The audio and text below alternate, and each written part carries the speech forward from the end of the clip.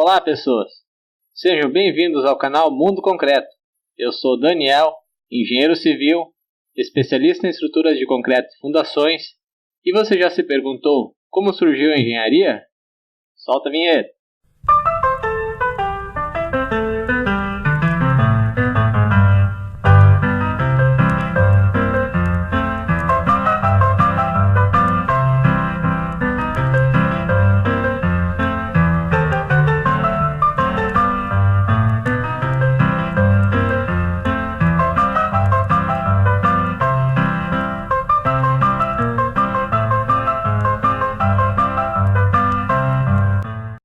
Antes de responder como surgiu a engenharia, vamos responder o que é engenharia.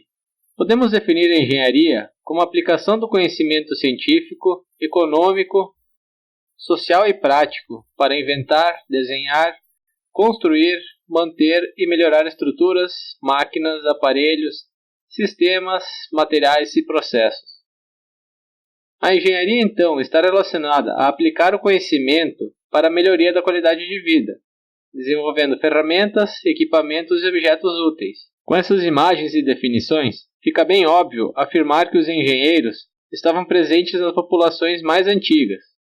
As origens da engenharia. É possível afirmar que a engenharia nasceu e se desenvolveu de forma simultânea ao início da civilização humana. Ou seja, a engenharia surgiu junto com as primeiras transformações tecnológicas, promovidas com a finalidade de facilitar a vida das pessoas. A palavra engenheiro só começou a ser usada no século XI, derivada do latim ingeniator. Era usada para definir alguém que criava invenções engenhosas e práticas. Leonardo da Vinci, por exemplo, tinha o título de Ingegnere Generale. Conforme as necessidades de cada época, a engenharia ramificou-se em áreas específicas, até tornar-se o conjunto de especificidades que é conhecido e aceito atualmente. O primeiro grande salto da engenharia se deu com o advento da escrita.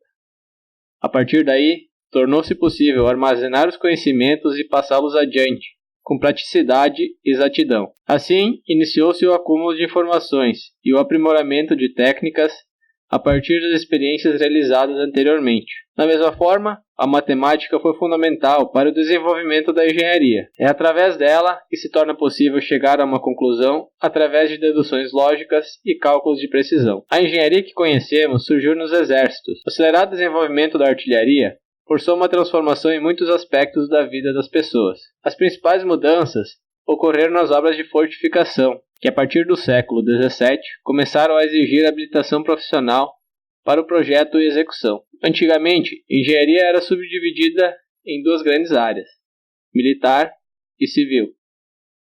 A primeira desempenhava o papel de criação e aprimoramento de técnicas militares. A segunda, portanto, ficava responsável por todos os outros aspectos, desde a construção civil até a criação e manutenção de máquinas. A primeira revolução industrial trouxe muitas mudanças na organização da sociedade, mas a principal delas foi a implementação da máquina a vapor, por volta de 1782. Em 1832, foi inventado o primeiro gerador elétrico. Essas tecnologias foram o primeiro impulso para o que se chamaria depois de Segunda Revolução Industrial. E foi a Segunda Revolução Industrial que impulsionou a produção em massa dos bens de consumo. A substituição do trabalho braçal pelas máquinas permitiu às indústrias acelerar a velocidade de fabricação. A partir disso, surgiram as primeiras ramificações da engenharia, como as engenharias mecânica, elétrica, química, etc. Dessa forma, cada engenheiro passou a ser responsável por uma área específica de atuação, de acordo com a sua formação profissional. Em relação às escolas, foi no século XVIII que surgiram as primeiras escolas politécnicas na França, que tinham o objetivo de ensinar as aplicações da matemática nos problemas da engenharia. Em seguida ocorreu o mesmo em muitas cidades, principalmente dos países europeus.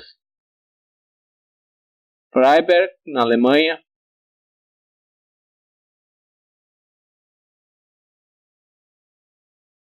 Almaden, na Espanha,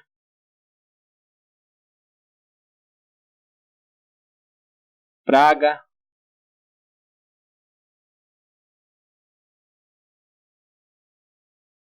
Lisboa,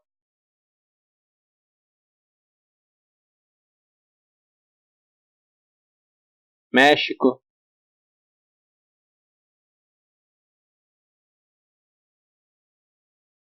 Rio de Janeiro,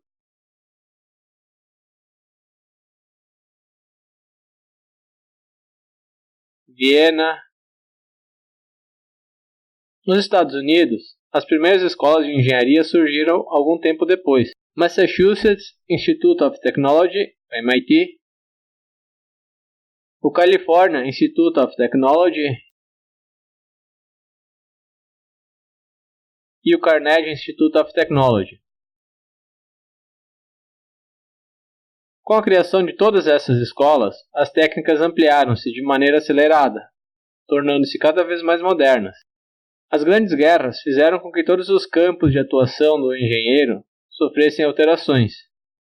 Neste período, a engenharia militar ganhou grande destaque no campo da mobilidade, contramobilidade e proteção.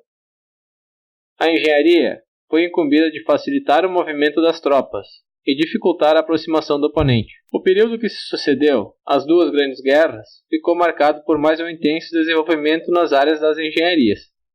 Tendo em mãos as novas e inovadoras tecnologias, juntamente com a iminência de mais uma guerra mundial, os engenheiros se desdobraram na criação de armamentos modernos e o acúmulo de equipamentos militares. Os engenheiros criaram produtos e processos para melhorar a produção de alimentos, máquinas agrícolas, tecnologias para a indústria e até objetos de uso cotidiano, comunicação, transporte, proteção e moradia. Por isso é necessário que o engenheiro tenha total e plena consciência das implicações morais e éticas que regem a sua profissão, e trabalhar com responsabilidade em relação às questões ambientais, sociais e humanísticas.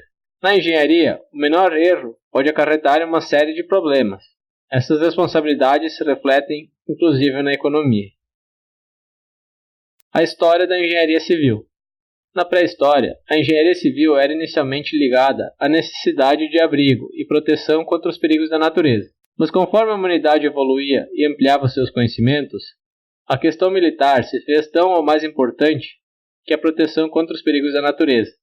Se antes o ser humano precisava se proteger do clima e de outros animais, agora precisava se proteger dele mesmo. Nessa época, surgiram as primeiras cidades cercadas por muralhas altas. Acredita-se que o primeiro engenheiro civil foi Imhotep, funcionário do faraó, que projetou e construiu a pirâmide de Djoser, no século 27 a.C. Vale destacar que ele também foi considerado o primeiro arquiteto da história antiga, ou seja, a engenharia apareceu na história juntamente com a arquitetura. Aprimorada ao longo dos séculos, a engenharia civil hoje é responsável pelas áreas de cálculo estrutural, construção civil, transporte, geotecnia, hidráulica e saneamento. Diversos povos contribuíram para melhorar as técnicas de construção. Gregos utilizaram proporções matemáticas e iniciaram o uso das colunas de sustentação. Romanos aprimoraram o uso das colunas e popularizaram o uso do concreto. Babilônios introduziram os arcos e os terraços elevados. Durante a Idade Média, aconteceram significativos progressos na engenharia civil.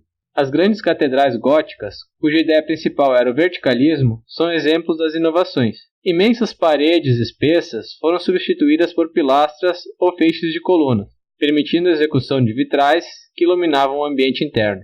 Ainda durante a Idade Média, houve uma ampla expansão comercial, que intensificou a construção de pontes, estradas e portos. As cidades aumentaram de tamanho, assim como as edificações.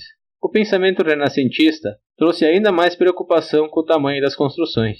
Nessa época, edificações passaram a ser comandadas por um único engenheiro civil, que era responsável por todo o processo, desde o projeto até o acabamento.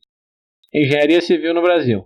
Assim como não existe a nível mundial um marco específico para a criação da engenharia, no Brasil também não podemos afirmar com exatidão quando foi o seu início. Alguns historiadores argumentam que ela iniciou a partir das primeiras casas construídas pelos colonizadores, que hoje nem são classificadas como obras de engenharia. Mas foi só com a chegada da família real portuguesa, em 1808, que surgiu a primeira escola de engenharia brasileira, a Real Academia Militar do Rio de Janeiro, que depois dividiu-se em duas, o Instituto Militar de Engenharia e a Escola Politécnica da Universidade Federal do Rio de Janeiro.